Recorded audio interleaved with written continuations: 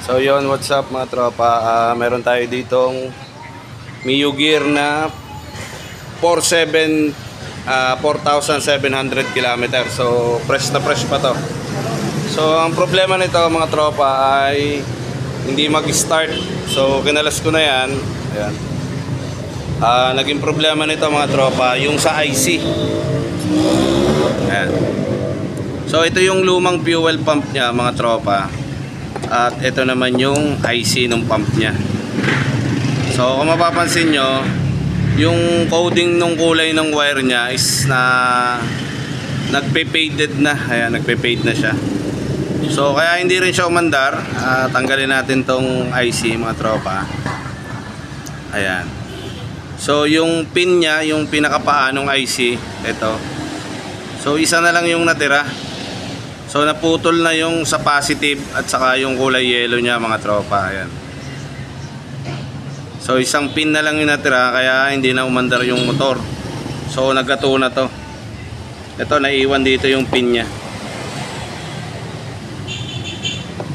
So yun nga palang IC ni Mio Gear ay medyo may kamahalan. So nasa rounding 3,000 plus to.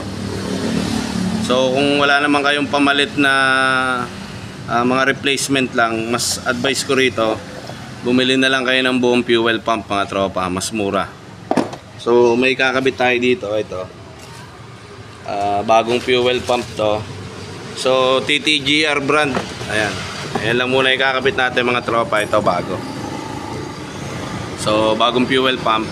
Kasi yung luma mga tropa ito ay hindi na rin nagpa-function ng ayos yung fuel motor niya. Ayan sa loob. Medyo kita naman ng konti. Ayan. Mapapansin nyo, sobrang kalawang na rin. Ayan, oh. Nagkalawang na rin yung fuel motor niya. So ang code nga pala nito ay may na-detect ako ritong 4 na code mga tropa. So mamaya magdi-delete lang tayo nung check engine. Papalitan ko muna ng bago. So ikabit muna natin.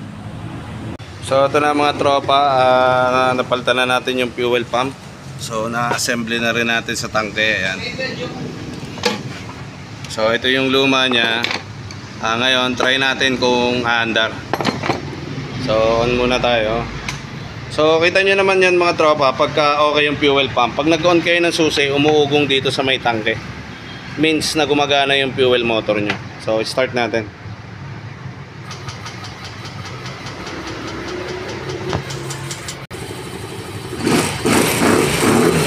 Okay mga tropa, yun lang, basic. So yun lang ang naging main na problema niya, yung IC saka yung fuel motor niya mga tropa. Ito.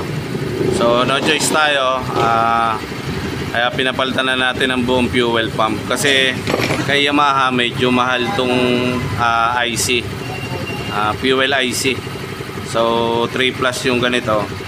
So mas maganda pa mag buong fuel pump na lang kayo. Gaya nito. So ito mga tropa, okay na to. So takpan na lang natin.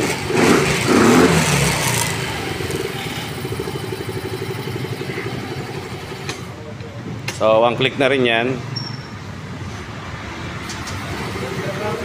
Tapos magdi-delete na lang tayo nung naging history sa check engine niya mga tropa.